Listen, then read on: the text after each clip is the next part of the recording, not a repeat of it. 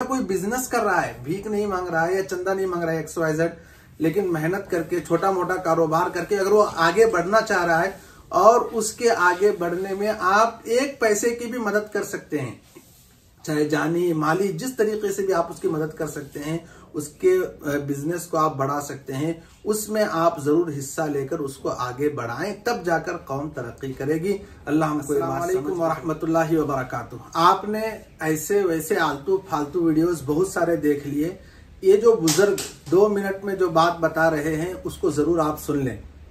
बहुत इंपॉर्टेंट बात है और बहुत ही अहम पैगाम जो है इस बुजुर्ग ने अपने ज़बानी हमको दिया है और बहुत ही सोचने की बात है। ये कोई मजाक नहीं है ये, इसलिए कि मुसलमानों के अंदर ये चीज़ जो है, ये जज्बा, देने का जज्बा, मदद करने का जज्बा बहुत ज़्यादा है। ज़कात के नाम पर, सदक़ात के नाम पर, आतियात के नाम पर हम देते तो हैं, लेकिन मुस्तहिक को कम, गैर मुस्तहिक को ज़्यादा देते हैं।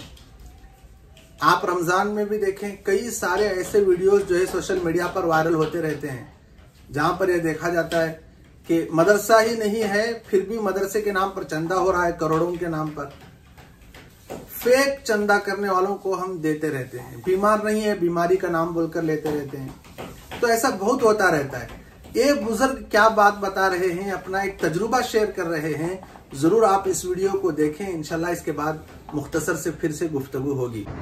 आज जुम्मा था, दिन में जुम्मा था और मैंने नमाज जो है हिंदी पार्क की मस्जिद में पढ़ी। तो ये जो एक बात थी ये मेरे दिमाग में सोते बिल्कुल आई और मैं बिस्तर छोड़ के और ये वीडियो बना रहा हूँ। हुआ ये कि मस्जिद से जुम्मे की नमाज के बाद आखिरी 3-4 लोगों में था मैं निकलने वाला, सब जा चुके थे। तो मस्जिद के बाहर हिंदी पार्क की मस्जिद एक भिखारन बैठी हुई थी, वो बुरखा ओढ़ी हुई थी लेकिन चेहरा उसने खोल रखा था, एक फकीरनी, और एक साइड पे एक आदमी दीनी किताबें और मिसवाक वगैरह ये सब बेच रहा था।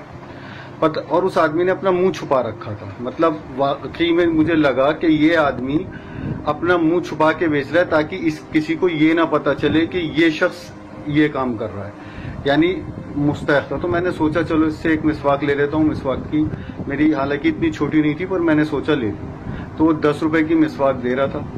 अब मेरे पास 100 का नोट था। मैंने कहा भाई 100 रुपए हो जाएंगे खुले हुए। उसके पास 100 रुपए नहीं थे। आप सोचो, वो सबसे आखिरी नमाज में 2:30 बजे वाली पढ़ रहा था और 2:30 बजे तक उसके पास 100 रुपए नहीं थे कि मुझे वो खुला दे। बहरहाल मैंने उससे 2 मिसवाकें ली तो उसके पास 80 रुपए भी नहीं थे। तो मैंने उस फकीरनी से पैसे खुलाए, इसलिए कि मुझे लगा ये जरूरतमंद है। तो उस फकीरनी ने जब पैसे खुला के दिए तो उसका थैला नोटों से भरा हुआ था। उसने इस बात को चेक नहीं किया पर मैंने चेक कर लिया, उसका थैला पैसों से भरा हुआ था और उसने मुझे 100 रुपए खिला दिए, मैंने उसको भी 10 रुपए दे दिए। मुद्दा यह है कि एक आदमी भीख न मांग के मिसवाके बेच रहा है और दीन की किताबें बेच रहा है, वो 100 रुपए भी नहीं कमा पा रहा। उसकी सेल भी 100 रुपए की नहीं है। 100 रुपए कमाता तो शायद 20 रुपए घर लेके जाता, और जो भीख मांग रहा है उसके पास इतने पैसे हैं। तो मुसलमानों इस बात को सोचो कि जो हलाल की कमाई करने बैठा हुआ और इज्जत से बैठा हुआ उसे छोड़ के तुम क्या कर रहे हो।